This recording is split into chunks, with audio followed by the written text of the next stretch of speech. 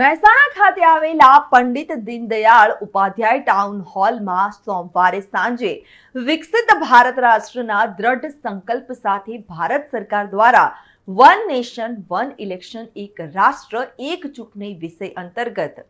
માર્ગદર્શન અને પ્રબુદ્ધ નાગરિક સંમેલન યોજાયું હતું, જેમાં જાણીતા પ્રખર વક્તા ડોક્ટર અનિલ પટેલ દ્વારા માહિતી આપવામાં આવી હતી, જેમાં ગુજરાત પ્રદેશ મહામંત્રી રજની પટેલ, સાંસદ મયંક નાયક,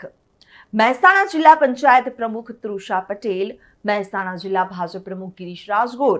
મહેસાણા ધારાસભ્ય મુકેશ પટેલ, વિજાપુર ધારાસભ્ય સીજે ચાવડા, ઊંઝા ધારાસભ્ય કિરીટ પટેલ, બહુચરાજી ધારાસભ્ય સુખાજી ઠાકોર, ખેરાલુ ધારાસભ્ય સરદાર ચૌધરી, એક રાષ્ટ્ર એક ચૂંટણી અભિયાનના ઇન્ચાર્જ ઉત્તર ઝોનલના નીતિનભાઈ પટેલ, પૂર્વ સાંસદ સભ્ય શારદા પટેલ અને જુગલજી લોખંડવાલા સહિત આગેવાનો ઉપસ્થિત રહ્યા હતા।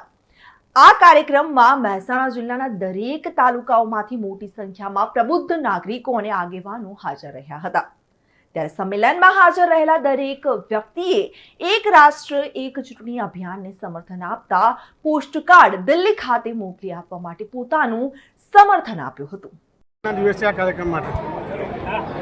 એક રાષ્ટ્ર શ્રેષ્ઠ રાષ્ટ્ર બનાવવા માટેનું આદરણીય નરેન્દ્રભાઈનું જે વિઝન છે એના સંદર્ભમાં એમણે 2014 પછી અનેક ઐતિહાસિક નિર્ણયો લીધા છે। એમાંનું વન નેશન વન ઇલેક્શન એક પગલું છે, જે 2047 તરફનું પ્રયાણ દેશના સૌ નાગરિકોને જોડીને જુદા જુદા પ્રકારના મંથન કરીને આવનારા સમયે મજબૂત રાષ્ટ્ર બનાવવા માટેનું એક વ્યાપક અભિયાન છેડવામાં આવ્યું છે। એના સંદર્ભમાં આજે મહેસાણા ખાતે ટાઉન હોલમાં આદરણીય રજનીભાઈ પટેલ મહામંત્રીજી અને ગિરીશભાઈ રાજગોર જિલ્લાના પ્રમુખની ઉપસ્થિતિમાં વિવિધ નાગરિકો સાથે અને પ્રબુદ્ધ નાગરિકો સાથે એક વિષય મૂકવામાં આવ્યો, એક વાર્તાલાપ કરવામાં આવ્યો અને ઐતિહાસિક રીતે કહું